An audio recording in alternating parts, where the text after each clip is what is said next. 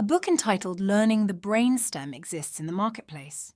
But why not have really short videos to capture the book's main points with useful illustrations? Let's call this video series LTB for short. The voice you hear is AI generated, and the voice is female, not mine. Reason being, who I am isn't quite relevant. Learning the brainstem, or LTB, on the other hand, is relevant for all of us who study the brain. This second video of our series is entitled Transition from Midbrain to Diencephalon. Students and teachers are very eager to name structures that they see in an image. We will indulge that tendency, but not too much right away. The circled area is high midbrain, based on 3 observations.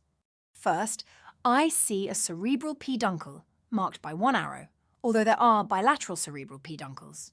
Unlike the cerebellar peduncles we saw in LTB1, these cerebral peduncles, or arms, extend ventrally, not dorsally. Second, I see a red nucleus marked by 1 arrow, although there are 2 red nuclei. Third, concentrate on the midline, medial to both cerebral peduncles. Yes, the image is small and fuzzy, but there are 2 circular structures inside the box, ventral to the red nuclei. They are not part of the midbrain.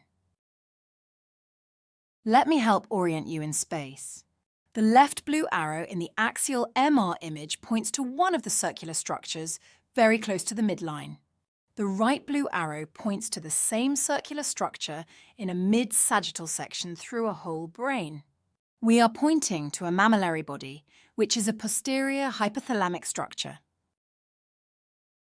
In this image, which is the same mid-sagittal image as in the last slide, I draw a line from the pineal gland posteriorly to the mammillary body anteriorly.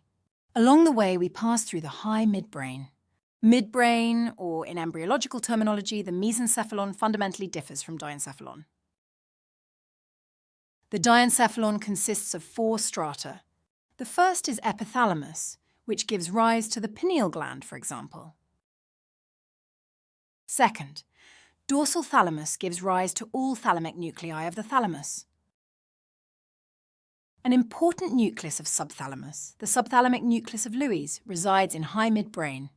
The subthalamus is the third of the 4 diencephalic strata.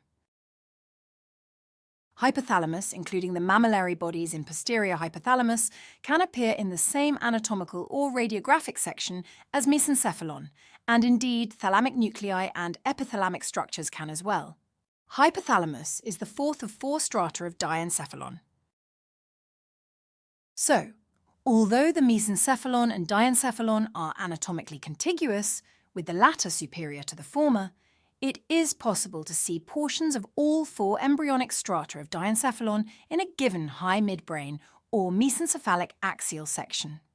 In the right image, are you above or below the image to the left? Let me help, in a way. The image to the right is lower or caudal to the image on the left. The more midbrain is surrounded by cerebrospinal fluid, or the more discrete the midbrain is in relationship to structures around it, the more caudal the localization. The image to the right is rostral to the one on the left. Congratulations! You have negotiated a slightly complicated transition from brainstem to the forebrain, which includes the diencephalon. We hope that you will visit another of the LTB video series available on YouTube. And thanks for watching.